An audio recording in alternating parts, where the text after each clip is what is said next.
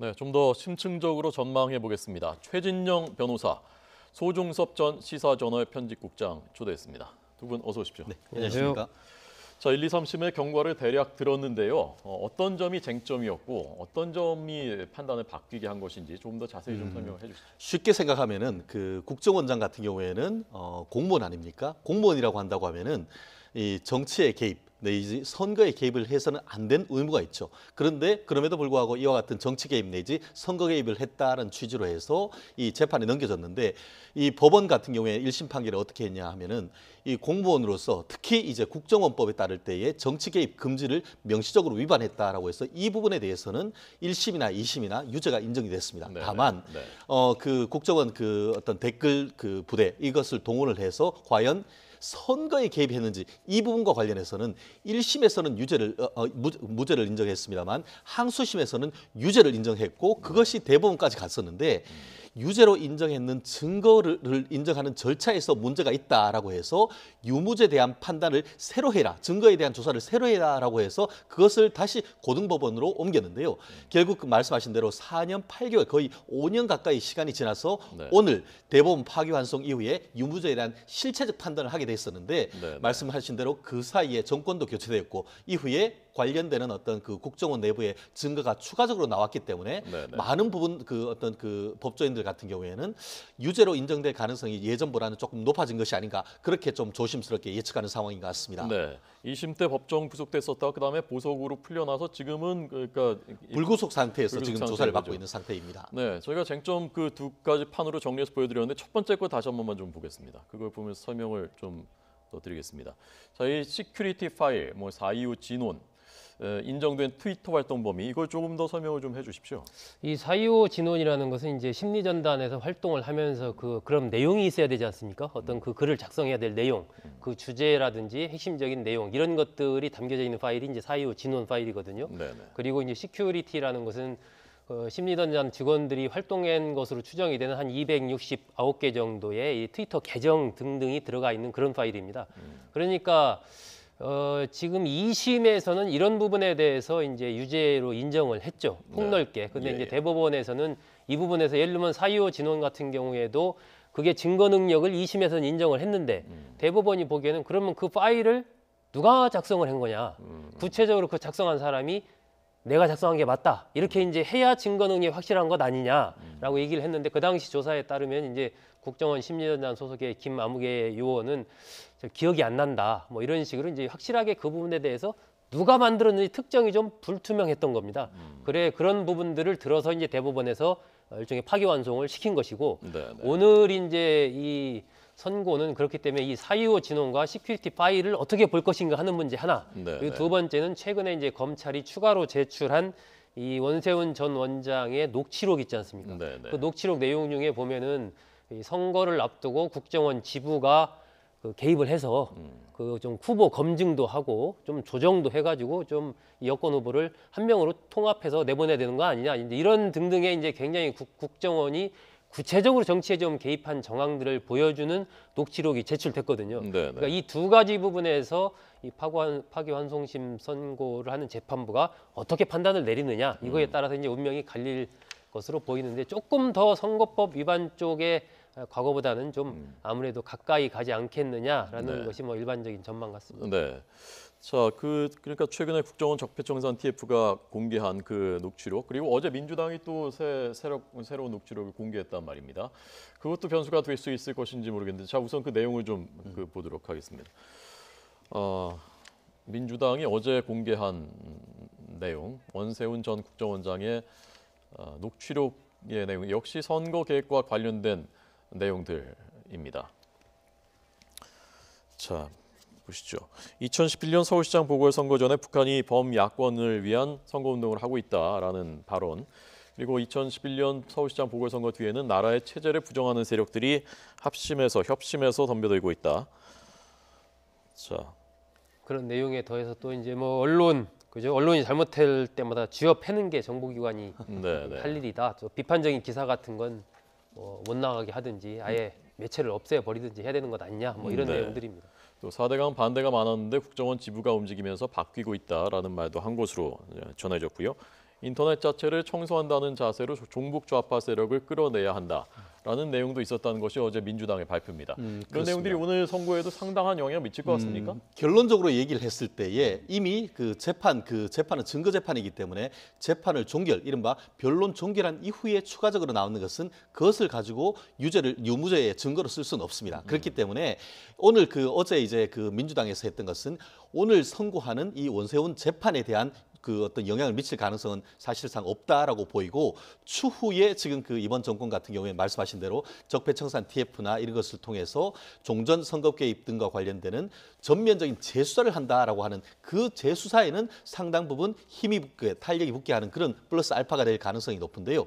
말씀드렸듯이 조금 전에 저 내용 같은 경우에는 어떻게 보면 전체적으로 이 정치에 개입하고 또 언론에 개입하는 그런 내용은 있습니다만, 아시다시피 오늘 지금 원세훈 재판 같은 경우에는 2012년 대선 전후로 해서 선거에 개입했는 여부, 그 문제에 대한 핵심 쟁점이기 때문에 우리 소 국장님이 말씀하신 것처럼 문제의 핵심은 아까 얘기했던 425 진원이라고 하는 그 내용과 또 시큐리티 파일, 이것에 대해서 증거 능력을 부여할 수 있을지, 이 부분이 가장 핵심적인 관건이 될 것 같은데, 이 파기환송심 고등법원 재판하면서 관련되는 사람들이 추가적으로 나와서 증언을 하고 이것에 대한 증거 능력을 부여할 수 있는 절차를 플러스를 했다는 점에서 전보다는 증거 능력이 부여될 가능성이 좀 더 높지 않느냐, 이렇게 하고 있는데, 다만 그와 같은 어떤 판단에 대해서는 법리적인 부분이 있기 때문에 아직 섣부르게 지금 유무죄를 완전히 예단을 갖고 판단하기에는 조금 어려운 그런 상황이 아닌가 싶습니다. 그러니까 검찰의 공소 내용 자체는 2012년 대선 때 개입했느냐, 그것이 선거법 위반이냐, 그렇습니다. 그 내용으로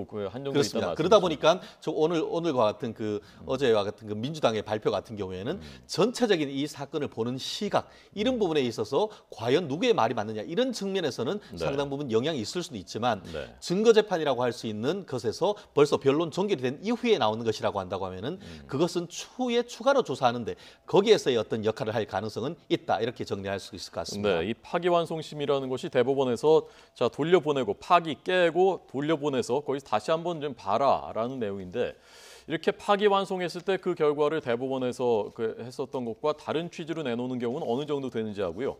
만약에 결과가 또 뒤집힌다면 그럼 어떻게 되면 또 항소를 할 수 있는 건지 그 좀 정리해 주시죠. 지금 봐서는 일단은 이제 1심에, 그러니까 국정원법 자체는 원세훈 원장이 전부 다 유죄입니다. 그렇죠. 선거법에 네. 대한 판단이 이제 1심에서는 무죄였고 2심에서는 유죄로 해서 징역 3년으로 바로 법정 구속을 했던 거고, 네네. 대법원에서 그 부분을 파기환송하면서 원세훈 전 원장이 보석으로 나와서 지금 현재 밖에 있는 그런 상황인 거거든요. 그 상황에서 이제 파기환송심이 이루어지는 거고, 여기에서 만약에 이제 선거법 부분에 대해서 유죄가 확정이 되면 다시 또 이제 원세훈 전 원장은 이제 수감이 되는 그런 상황으로 가겠죠. 만약에 여기에서 그 파기환송심의 어떤 결과가 나오면 그 부분에 대해서 다시 대법원이 그 부분 가지고 다시 하십시오, 이렇게 할 수는 없는 거 아닙니까? 그렇지는 않습니다. 결국 우리가 현실적으로 어떠냐면은 파기환송심을 하면은 그 파기환송에는 그 사건의 그 판결을 했는 취지에 맞게 지금 하급심에서 지금 고등법원에서 판결을 하는데요. 그 취지에 맞게 판단을 했다 하더라도 말씀드렸듯이 그 유무죄 판단에 대해서는 검찰이건 그 원세훈 원장 측이건 다시 또 그 파기환송심에 대해서 재상고가 가능합니다. 실무적으로 보면은 경우에 따라서 예전 같은 경우에 삼성에서 편법 증여했는 것과 관련해 가지고는 대법원 갔다가 파기환송되어 왔고 다시 그것에 대해서 또 올라갔다 왔다 했던 그런 케이스가 많은데요. 실제로 지금 이 케이스 같은 경우에도 지금 법원의 취지에 따라서 유무죄 판단을 할 수 있는데, 예를 들어서 그 고등법원이 예전 그 파기환송 전처럼 유죄로 판단하면은 여전히 또 이 증거 그 판단이 잘못됐다고 하면서 판단을 할 수 있고, 그것에 대해서 대법원이 판단을 한다면은 그때 대법원 판결은 최종적인 판단이 될 가능성이 높지 않을까 싶습니다. 네, 지금 4년 8개월 끌었는데 뭐 5년 이상 그 이상 더 현실적으로 하다 보면은 실무적으로 대법원으로서 왔다 갔다 해서 5년, 6년 이런 식으로 한 사건이 가는 케이스도 있는데, 실제적으로 우리가 그 법조인이 얘기하듯이 지연된 정의는 정의가 아니다라고 하듯이 벌써 이 사건이 5년이 넘어가고 거기다가 그 정권이 바뀔 정도다라고 한다고 하면은 법원으로서도 신속한 재판도 굉장히 중요한 것이 아닌가 생각을 합니다. 네, 자 마지막으로 법률가시니까 하나만 짧게 더 여쭤보겠습니다. 그러니까 1심에서는 징역 2년 6개월, 집행유예 4년, 2심에서는 징역 3년이었는데 만약에 오늘 선거법에 대해서도 유죄다라는 취지로 법정 구속을 하거나 이렇게 되면은 형량은 어느 정도로 예상하십니까? 그렇습니다. 그 현재 그 선거법상의 공무원 지위를 인정한 선거운동 같은 경우에는 이게 기본적으로는 8개월에서 1년 6월, 형을 가중할 때는 1년에서 3년까지 형을 선고를 할 수 있습니다. 그렇기 때문에 예. 이번 그 1심 같은 경우에도 유죄를 인정하면서 2년 6월, 그리고 항소심 같은 경우에는 그 공무원 지위를 인정한 선거운동에서 대법원 양형 기준이 정한 최상한인 3년을 선고를 했습니다. 만약에 말씀하신 것대로 지금 유죄로 인정이 된다라고 한다고 하면은 말씀드린 대로 2년 6월 내지 3년 그 사이에서 어느 선에서 될 가능성이 있는데요. 그 항소심에서 실질적으로 실형 법정 구속이 됐지 않습니까? 네. 그래서 대법원에서 그 풀려날 때 그 사이에 그 있던 어떤 구속 기간 같은 경우에는 만약에 유죄 확정됐을 때는 네. 그 기간은 예를 들어서 3년이라고 하면은 그 사이에 만약에 6개월을 살았다 하면은 6개월 뺀 나머지 형을 살아야 되는 그런 식으로 정리가 그 됩니다. 기간은 정확히 지금 모르시죠? 현재로서는 아직까지는 알 수가 없는데 만약에 뭐 2년 6개월 있었던 기간은 그렇죠. 정확히 수감 기간은 그대로 형에 포함이 돼서 수감을 한다. 이렇게 이해를 할 수 있을 것 같습니다. 그러니까 이 사건과 관계없이 어제 민주당이 발표한 녹취록이라든가 이런 부분은 재수사해서 또 다시 기소할 수가 있는 거군요. 그렇습니다. 어제 민주당이 발표한 부분은 이번 원세훈 전 원장의 선고와 관련된 직접적인 관련성은 없고요. 네. 한마디로 말씀드리면 큰 틀에서의 어떤 환경을 만들어가는 네, 그런 네. 차원에서 어제 이제 원세훈 전 원장과 관련된 녹취록 내용을 추가로 이제 공개를 한 것이고 현재 이 관련된 또 국정원 TF 중심에서 여러 가지 조사가 이루어지고 있고 검찰에서 또 관련된 수사가 이루어지고 있기 때문에 네. 검찰로서는 원래는 선고 연기를 좀 요청을 했지 않습니까? 재판부에. 네. 그런데 재판부가 특별히 그러한 어떤 합리적인 뭐 필요가 없다라고 해서 그냥 똑같이 선고를 하는 걸로 결정을 했는데 그것에 대해서도 사실 검찰은 별 영향 없다. 우리 앞으로 추가 수사를 해서 추가 기소를 하겠다. 지금 이렇게 가고 있거든요. 아마 그런 흐름으로 계속 갈 가능성이 높습니다. 네. 자, 이유정 헌법재판관 후보자 인사청문회가 끝났는데요. 이 전망은 좀 짧게 두 분한테 어떻게 보셨는지에 대해서 좀 짧게 들어보겠습니다. 이번에 소 국장님 먼저 하실까요? 지금 보면은 야권에서는 일단 이유정 재판관 후보자 부분에 대해서는 부적격하다. 스스로 사퇴를 하든지 아니면 문 대통령이 지명을 철회를 해라라고 요구를 하고 있고 이 청문보고서 채택과 관련해서는 부적격이라는 것을 명기한다면 청문보고서 채택을 할 수 있다라고 얘기를 하고 있거든요. 반면 여당에서는 이 적격으로 채택을 하자 지금 이렇게 얘기를 하고 있기 때문에 이 문제가 청문보고서 채택이 좀 쉽지 않을 것 같다라고 보여지고 앞으로 이 부분이 이제 김희수 지금 헌법재판소장 후보자에 대한 인준 문제와 또 바로 연결이 돼 있습니다. 그렇기 네. 때문에 야권에서는 아마 이유정 후보자에 대한 부분을 여권에서 어떤 조치가 없으면은 김희수 헌법재판소장 후보자에 대한 그 부분에서도 우리는 반대할 수밖에 없다. 그 흐름으로 연계하는 흐름으로 지금 가고 있기 때문에 네. 상당히 여권으로서는 좀 이 문제를 어떤 식이든 처리할 수밖에 없는 그러한 상황이 아닌가 싶습니다. 그러니까 이유정 재판관 후보자는 그냥 그 표결 없이 임명은 할 수 있는데 그렇습니다. 이게 내일 김희수 후보자의 표결하고 직결돼 있기 때문에 상당한 정치적인 부담이 있는 것이다라는 말씀인 거죠. 그렇죠. 그렇습니다. 안철수 국민의당이 이거 어떻게 할 것 같습니까? 결국 어제 그 홍준표 대표와도 이제 그 회동할 때 이 문제에 대해서 논의를 했다라고 합니다. 네. 실제로 지금 그 김희수 재판관 같은 경우에는 이 상정이 돼서 국회에서 통과가 돼야 되는데 지금 정세균 국회의장이 직권 상정할지에 대해서도 걱정한다는 얘기가 나오지 않습니까? 만약에 지금 국민의당을 비롯해서 일치해서 야권이 연대를 해서 반대를 하면은 경우에 따라서는 부결될 가능성도 여전히 있기 때문에 이 부분에 있어서 과연 그것을 지렛대로 야당이 여당을 압박할 때 과연 그 사이에 있는 이유정 그 재판관 후보를 임명을 강행할 것인가? 네. 이 부분에 대해서는 최종적으로는 문재인 대통령의 결단이겠습니다만 상당히 고심을 할 수밖에 없는 그런 상황이 아닌가 생각합니다. 네. 자, 지금 뭐 남북 간 한반도 상황도 엄중한데요. 또 이것도 고민거리입니다. 자, 지금 그 말씀하신 어제 안철수 홍준표 자유한국당 대표와 안철수 국민의당 대표의 만남. 우선 그 현장 모습부터 보고 두 분 어떻게 해석하셨는지 보겠습니다. 보시죠. 대표님이 또 돈이 많으시니까 돈이 많으시니까 굉장히 화려한 옷을 입고 나오셔서 안철수 파이팅입니다. 오늘 또 그 옷 볼 수 있을까 기대했습니다만 정장 입고 나오셨어요. 아니 됐을 때도 우리는 뭐 별로 싸운 일이 없고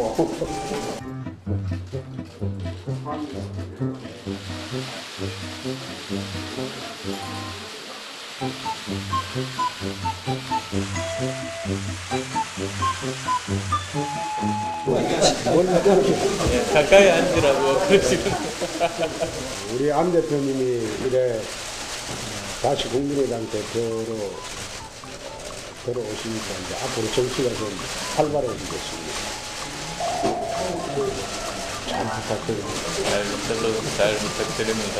국회에서 지금 그렇지 않아도 안보 위기, 경제 위기 앞으로 더 심각해질 것 아니겠습니까? 그렇습니다. 미국도 외면하고 일본도 외면하고 북한도 외면하는 게 자기 혼자 운전하겠다고 던지는 모습이 야 가만히 쳐다보니까 메카차에 끌려가는 승용차 안에서 자기 혼자 운전하는 모습으로 내가 보여지던데 코리아 패싱이 실제로 일어나면 안 되지 않습니까? 그래 코리아 패싱은 문재인 패싱이죠.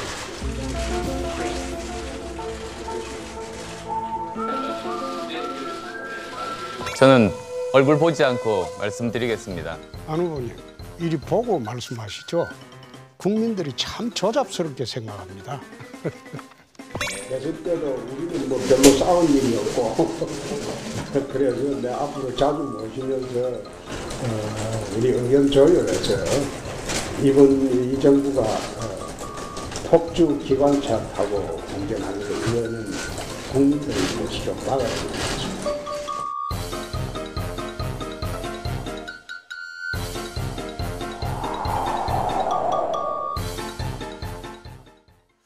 네.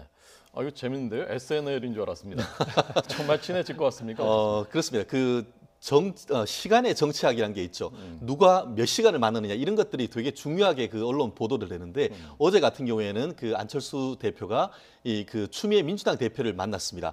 분위기가 쌀랑했었고 그 비공개를 했는 게 딱 2분이었다고 합니다. 근데 어제 같은 경우에는 지금 홍준표 대표를 비공개로 만나는 게 한 10분 정도 됐다라고 합니다. 그렇다고 한다고 하면은 여전히 그 안 대표가 얘기했는 것처럼 극중주의 그리고 또 선명 야당 이런 식으로 해서 이번 특히 국회를 있어서는 상당히 어떤 여당과의 공존보다는 야당과의 조금 더 그 선명한 어떤 여당 압박 전략을 적어도 단기적으로는 그렇기 때문에 전체적으로 야권에서는 적어도 정책 연대 정도까지는 생각할 수 있는 그런 틀이 마련된 것이 아닌가 예측을 합니다. 네, 분위기상 어떻게 보셨습니까, 소국장님? 지금 두 사람이 처한 정치적인 상황이 굉장히 유사한 부분이 많아요. 일단 홍준표 대표는 안에서 이제 친박계 박 전 대통령의 출당 문제 등등의 과제를 해결해야 되는 그런 부분이 있고 안철수 대표로서는 또 이제 호남을 중심으로 한 이쪽을 당내를 잘 다스려야 되는 과제가 있고 동시에 그러면서 그 야권의 대표주자로서 누가 문재인 대통령에 맞서는 야권의 대표주자가 될 것인가 하는 부분이 또 있거든요. 그러니까 일종의 경쟁해야 되는 부분이 있고 협력해야 되는 부분이 있습니다. 아마 앞으로 두 사람 간의 관계는 계속해서 이 관계가 최소한 내년 지방선거 때까지는 이어질 것이고 지방선거의 결과에 따라서 이제 두 사람의 정치적인 운명이 갈릴 텐데 그 전에 아마 뭐 선거 연대까지 갈 가능성은 저는 많지 않다라고 보여지고 정책 연대 정도 수준은 가능할 것이다. 그리고 바른정당을 둘러싼 이 홍준표 대표와 안철수 대표의 서로 먼저 끌어당기려는 이러한 또 싸움도 치열하게 물밑에서 펼쳐질 것이다. 뭐 이렇게 봅니다. 네, 알겠습니다. 두 분 잘 들었습니다.